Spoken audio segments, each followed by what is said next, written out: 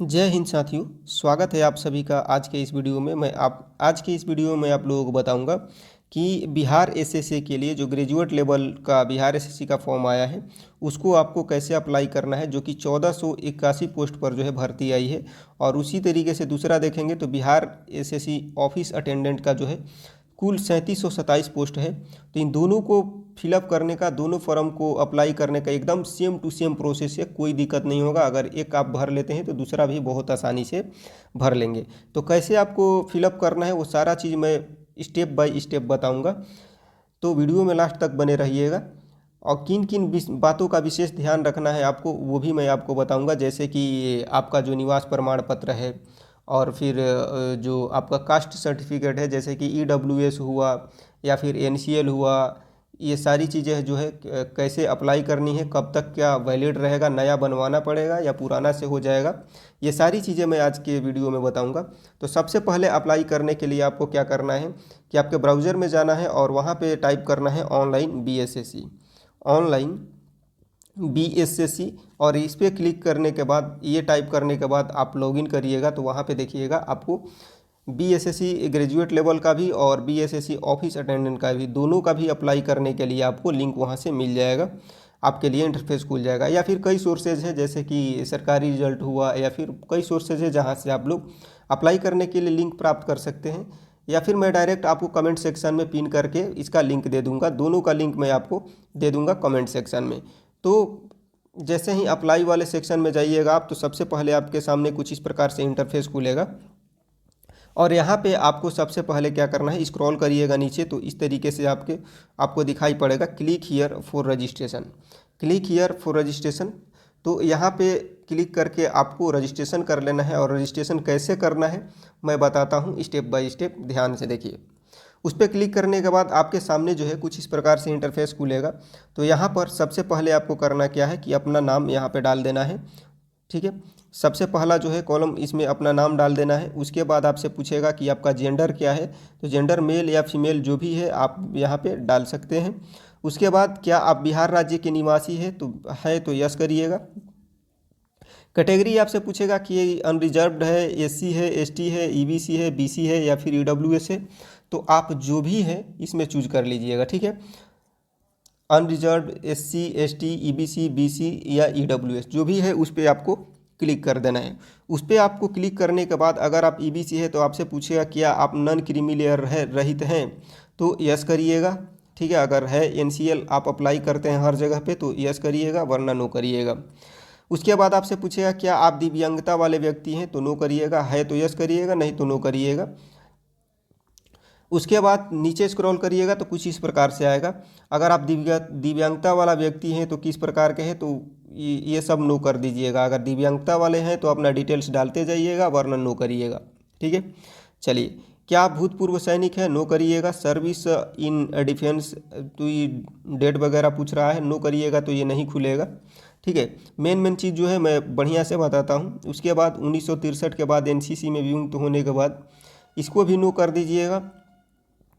क्या आप बिहार सरकार के कर्मचारी हैं जिन्होंने कम से कम 3 साल नियमित एवं रेगुलर सेवा किया है, तो बीएसएससी में पहले से आप है तो यस करिएगा, नहीं तो नो करिएगा, ठीक है। बिहार सरकार के कर्मचारी हैं कहीं किसी भी पोस्ट पे तो नो ही करिएगा, ज़्यादातर तो नो वाले ही मिलेंगे, कोई कोई मिलेगा ऐसा। उसके बाद नो करने के बाद इसमें कुछ सिलेक्ट नहीं करना है। आगे जो है इसका विशेष ध्यान रखना है, यहाँ पे मोबाइल नंबर आप अपना सही सही डालिएगा। मोबाइल नंबर को दोबारा यहाँ से डाल लीजिएगा, उसी मोबाइल नंबर को आप फिर आगे आपसे पूछेगा ईमेल आईडी, तो यहाँ पे आपको ईमेल आईडी अपना डाल देना है। ईमेल आईडी यहाँ पे फिर से कंफर्म करना है। उसके बाद इसमें आपको अपना डेट ऑफ बर्थ डाल देना है। और जैसे ही डेट ऑफ बर्थ डालिएगा तो यहाँ पे ऑटोमेटिक आ जाएगा कि 1/8/2025 को जो है आपका कुल उम्र कितना हो रहा है, कितने साल के आप हो गए हैं, कितने महीने और कितने दिन के। उसके बाद यहाँ पे कैप्चा डाल के आपको सबमिट कर लेना है। कैप्चा डाल करके सबमिट करिएगा तो ये आपका रजिस्ट्रेशन हो जाएगा। और रजिस्ट्रेशन होने के बाद कुछ इस प्रकार से आपके सामने खुलेगा इंटरफेस। तो यहाँ पे आपको रजिस्ट्रेशन नंबर आपका दिखाई पड़ेगा और आगे बोलेगा click here for login. Login करने के लिए जो मोबाइल नंबर आपने डाला उस मोबाइल नंबर पे एक एसएमएस जाएगा, जिस एसएमएस में आपको आपका रजिस्ट्रेशन नंबर और रजिस्ट्रेशन नंबर और पासवर्ड आपके मोबाइल पे मैसेज में चल जाएगा, या मैसेज में नहीं दिखाई पड़ रहा है तो आप अपना मेल चेक करिएगा, तो आपके मेल पे जो है पासवर्ड और रजिस्ट्रेशन नंबर दिखाई पड़ जाएगा। तो पासवर्ड, रजिस्ट्रेशन नंबर, पासवर्ड डाल करके, कैप्चा आपसे पूछेगा वो डाल करके जैसे ही आप लॉगिन करिएगा, तो लॉगिन करने के बाद आपके सामने कुछ इस प्रकार से इंटरफेस खुलेगा। और ये इंटरफेस खुलने के बाद आपको क्या करना है कि अब आवेदन करने की प्रक्रिया आपकी शुरू हो जाएगी। कुल 6 स्टेप में जो है आपको आवेदन करना है। पहला स्टेप हो जाएगा, आपसे पर्सनल डिटेल्स पूछेगा। उसके बाद दूसरा स्टेप में आपसे पेमेंट करवा लेगा। पेमेंट करने के बाद आपको एजुकेशनल डिटेल्स डालना है। उसके बाद फ़ोटो और सिग्नेचर अपलोड करना है। उसके बाद अपलोड लाइव फ़ोटो एक अपलोड करना है, लाइव भी आपको अपलोड करना पड़ेगा। और उसके बाद आपको एप्लीकेशन स्लिप दिखाएगा कि क्या क्या सही है, क्या क्या गलत है, आप देख लीजिएगा और उसको सबमिट करके सेव कर लेना है। तो चलिए स्टेप बाय स्टेप देखते हैं। यहाँ पे आपका रजिस्ट्रेशन नंबर दिखलाई पड़ जाएगा, और जो जो आपने रजिस्ट्रेशन टाइम भरा है वो सारी चीज़ें ऑटोमेटिक ये ले लेगा। बाकी चीज़ें जो है आपको फिलअप करना पड़ेगा, जैसे कि आपका नाम ऑटोमेटिक ले लेगा, अब आपका नाम दोबारा नहीं भरना है। आगे जो है आपने पिताजी का नाम भरना है, फादर्स नेम। उसके बाद माता का नाम भरना है। बिहार राज्य के निवासी हैं तो ये ऑटोमेटिक ले लेगा, ठीक है, ऑटोमेटिक ले लेगा जो भरे हैं पीछे। उसके बाद जो है क्या क्या भरना है इसमें आपको ध्यान रखना है। अस्थाई निवास प्रमाण पत्र जारी करने की तिथि, देखिए आपके पास जो भी निवास प्रमाण पत्र है उस पर एक डेट लिखा रहा होता है कि आपको जो है निवास प्रमाण पत्र कब जारी किया गया है, वो डेट आपको इसमें डाल देना है। अब देखिए अगर आप नया निवास प्रमाण पत्र बनाए हैं तो अच्छी बात है, अगर पुराना वाला है तो देखिए इसके नोटिफिकेशन में ऐसा तो कुछ नहीं कहा गया है कि 6 महीना पुराना होना चाहिए या 1 साल पुराना होना चाहिए, लेकिन ये ज़रूर मेंशन किया है कि इसका जो फॉर्म फिलअप करने का डेट है उस टाइम तक वो वैलिड होना चाहिए। तो देखिएगा तो निवास प्रमाण पत्र पे किसी किसी पे डेट लिखा रहता है, ये लिखा हुआ रहता है कि 6 मंथ के लिए वैलिड है या 1 साल के लिए वैलिड है, ऐसा कुछ लिखा रहता है। अगर लिखा है तो ठीक है, देख लीजिए उतना दिन तक वैलिड है या नहीं। अगर नहीं लिखा है तो आप डाल सकते हैं। तो बेहतर तो ये होगा कि आप नया ही बनवा के डालें तो अच्छा रहेगा। उसके बाद अस्थाई निवास प्रमाण पत्र संख्या, उस पर निवास प्रमाण पत्र संख्या पर देखिएगा तो कुछ लिखा रहेगा नंबर। उस नंबर को जो है प्रमाण पत्र संख्या लिखा रहता है उसको यहाँ पे आपको टाइप कर देना है, ठीक है, उसको यहाँ पे टाइप कर देना है। उसको टाइप करने के बाद आपका जो प्रमाण पत्र है वो किसने इशू किया है, सीओ किया है, आरओ के द्वारा हुआ है या फिर एसडीओ के द्वारा हुआ है, इनमें से किसके द्वारा हुआ है तो उस पर लिखा हुआ रहता है कि किसका सिग्नेचर है। तो वो यहाँ पे सिलेक्ट करिएगा तो ये सारे ऑप्शन आपके सामने खुल जाएंगे, तो इसमें से आपको चूज कर लेना है, ठीक है। इसमें कुछ भरना नहीं है। कैटेगरी आपकी क्या है ये सारा चीज़ अपने आप ले लेगा, ऑटोमेटिक ले लेगा, क्योंकि आपने रजिस्ट्रेशन टाइम में भर दिया है। उसके बाद यदि आप SC ST हैं तो उसका प्रमाण पत्र संख्या भरना है यहाँ पे, या फिर NCL है आपका तो उसका NCL का नंबर भरना है, या फिर EWS है, जो भी है आप इसमें आपको डालना है। वो प्रमाण पत्र कब इशू हुआ है आपको उस पर डेट लिखा हुआ रहता है, उस डेट को यहाँ पे डाल देना है। प्रमाण पत्र जारी करने वाला प्राधिकार कौन सा है, यानी कि CO है, RO है, SDO है, कौन है, तो उसको यहाँ से सिलेक्ट करिएगा। जिस पे क्लिक करिएगा तो आपको जो है ये सारा चीज़ आपको इंटरफेस में खुल जाएगा, इसमें से आपको चूज कर लेना है। उसके बाद बाकी सारा चीज़ जो आप रजिस्ट्रेशन टाइम में ये भरे हुए रहेंगे ये तो ऑटोमेटिक ले लेगा। आगे बढ़ेंगे, नीचे स्क्रॉल करिएगा तो नीचे स्क्रॉल करने पे ये सारा चीज़ आपको भरा हुआ मिलेगा। उसके बाद देखेंगे क्या स्वतंत्रता सेना पे आश्रित हैं तो नो कर दीजिएगा, इसको कोई दिक्कत नहीं है। उसके बाद नो कर दीजिएगा तो ये भरने के लिए नहीं बोलेगा, ये सब चीज़ नहीं भरने को बोलेगा। राष्ट्रीयता यहाँ पे चूज कर लीजिएगा, सिलेक्ट यहाँ पे इंडियन कर लीजिएगा। उसके बाद क्या आपके पास आधार कार्ड है, ये यस करिएगा। मैं बोल रहा हूँ नो नहीं करिएगा, इसको यस करिएगा, ठीक है। क्या आपके पास आधार कार्ड है तो यस करिएगा। आधार कार्ड तो लगभग सभी के पास है। अगर नहीं है तो नो करिएगा। नो करेंगे तो आपका बायोमेट्रिक होगा एग्ज़ाम के टाइम पे और उसके लिए अलग से 200 रुपया लगेगा। तो आधार कार्ड नंबर यहाँ पे डाल देना है। आधार कार्ड नंबर डालने के बाद जो है यहाँ पे सिलेक्ट करिएगा। सिलेक्ट करने पे यहाँ पे भी आपको क्या करना है, आधार कार्ड ही चूज कर लेना है। यहाँ पे आपके सामने एक इंटरफेस खुलेगा, इस सिलेक्ट पे क्लिक करने पे उसमें लिखा रहेगा आधार कार्ड, पहचान पत्र, ड्राइविंग लाइसेंस, उस प्रकार के कुछ। तो इसमें आधार कार्ड चूज कर लीजिएगा और ID प्रूफ नंबर, आधार कार्ड का नंबर फिर से यहाँ पर एक बार आप डाल दीजिएगा। उसके बाद इस सेक्शन में क्या करना है कि उम्मीदवार के पहचान चिन्ह, तो आपका अपना कोई पहचान चिन्ह डाल देना है, जैसे कि आपके शरीर में क्या पहचान है, जैसे चेहरे पे तीली होता है, दाएं हाथ में तीली होता है, कहीं पे कटा हुआ निशान रहता है, तो उसको यहाँ पे आपको लिख देना है। ठीक है।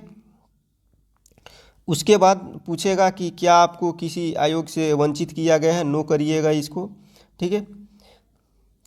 जैसे ही इसको नो करिएगा तो ये सब भरने के लिए आपसे नहीं पूछेगा। उसके बाद आगे बढ़ेंगे, नीचे स्क्रॉल करिएगा तो आपसे एड्रेस पूछेगा, आपका परमानेंट एड्रेस और कॉरेस्पॉन्डेंस एड्रेस। यानी कि कॉरेस्पॉन्डेंस एड्रेस का मतलब होता है, पत्राचार का पता का मतलब होता है कि अभी आप रह कहाँ रहे हैं, और अस्थाई पता का मतलब कि आप अस्थाई कहाँ के निवासी हैं। जैसे आप दिल्ली में रह रहे हैं लेकिन आपका जो घर है बिहार के किसी ज़िले में है, अस्थाई आपका घर है, पता है, तो अगर आप दिल्ली में रह रहे हैं तो यहाँ पे दिल्ली का पता डाल सकते हैं, कोई दिक्कत नहीं है। और यहाँ पे आपको अस्थाई पता डालना है कि आप अस्थाई निवासी कहाँ के हैं, परमानेंट आप कहाँ पे रहते हैं, या फिर दोनों में एक ही डाल दीजिएगा, अपना अस्थाई पता ही डाल दीजिएगा, कोई दिक्कत नहीं है। अपना पता डालने के बाद आगे बढ़ेंगे, तो अपना पता डालने के बाद जैसे ही आप आगे बढ़ेंगे तो यहाँ दिखेगा आपको सबमिट का बटन। सबमिट का बटन पे क्लिक मतलब सबमिट का ऑप्शन दिखेगा, तो सबमिट करिएगा।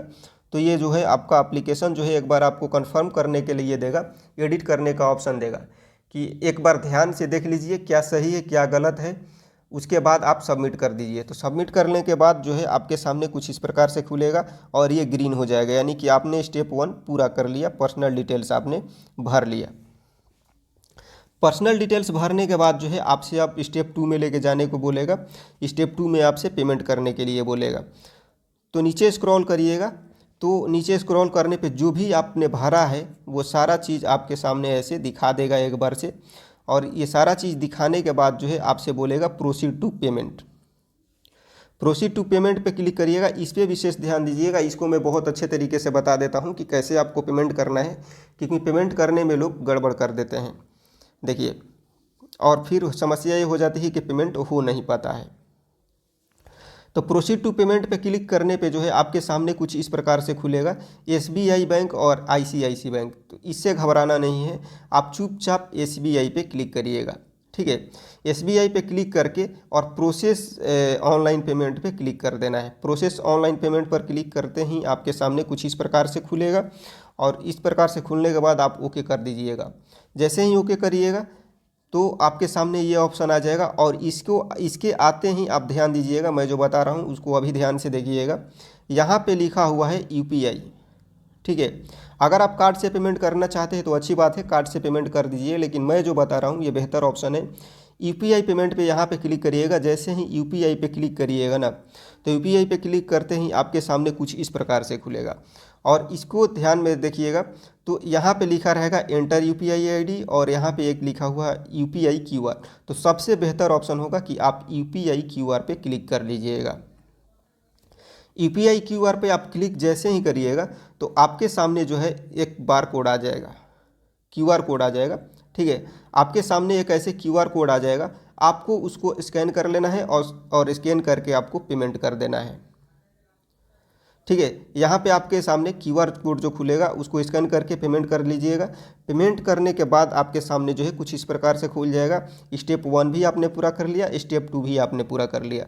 अब आपसे पूछेगा एजुकेशनल क्वालिफिकेशन।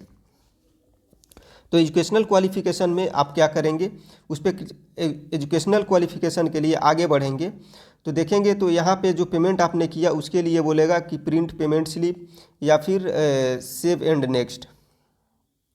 ठीक है। तो सेव एंड नेक्स्ट कर दीजिएगा। सेव एंड नेक्स्ट करने के बाद जो है आपके सामने अब एजुकेशनल क्वालिफिकेशन के लिए इंटरफेस खुल जाएगा। तो अगर आप ऑफिस अटेंडेंट के लिए फॉर्म फिलअप कर रहे हैं तो सिर्फ इतना ही क्वालिफिकेशन में मांगेगा, सिर्फ 10th का मांगेगा। लेकिन अगर आप बीएसएससी सीजीएल के लिए अप्लाई कर रहे हैं तो आपके सामने 1-2 कॉलम और खुलेगा इस तरीके से। ठीक है। 2 कॉलम और खुलेगा, और इस कॉलम में आपसे पूछेगा, एकदम सेम टू सेम ऐसे ही खुलेगा, और इस कॉलम में आपसे पूछेगा 12th का और इसमें पूछेगा ग्रेजुएट का। ग्रेजुएशन का, ठीक है। तो 12th वाला सारा डिटेल्स इसमें भर देना है और ग्रेजुएशन वाला सारा डिटेल्स इसमें भर देना है। अगर आप बिहार एसएससी सीजीएल के लिए अप्लाई कर रहे हैं तो सेम प्रोसेस है, बस एक्स्ट्रा यही एक है, इसमें सिर्फ आपको 10th का दिखलाई पड़ेगा और बिहार एसएससी सीजीएल में जो है 12th और ग्रेजुएट दोनों का दिखाई पड़ेगा। तो इसमें अपना एजुकेशनल क्वालिफिकेशन डालना है, कौन कौन से सब्जेक्ट हैं आपके इसमें डाल देना है।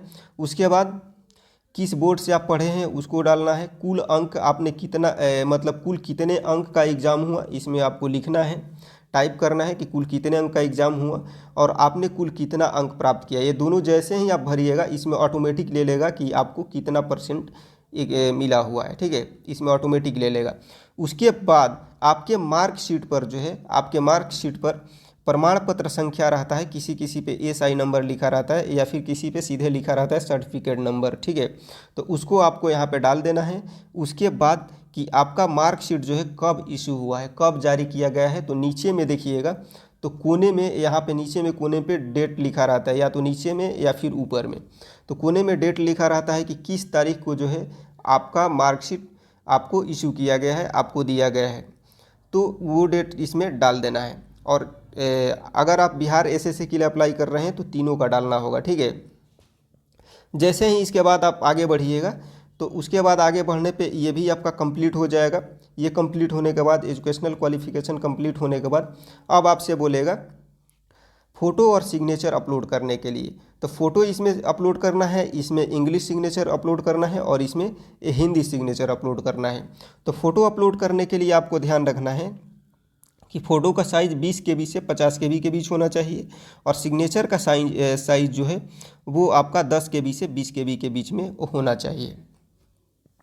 तो यहाँ पे चूज़ फाइल पे क्लिक करके आप अपने फाइल में से फ़ोटो अपलोड कर सकते हैं, फिर यहाँ से आप सिग्नेचर जो है अपलोड कर सकते हैं। दोनों अपलोड करने के बाद जो है आपसे पूछेगा लाइव फ़ोटो के लिए, ठीक है।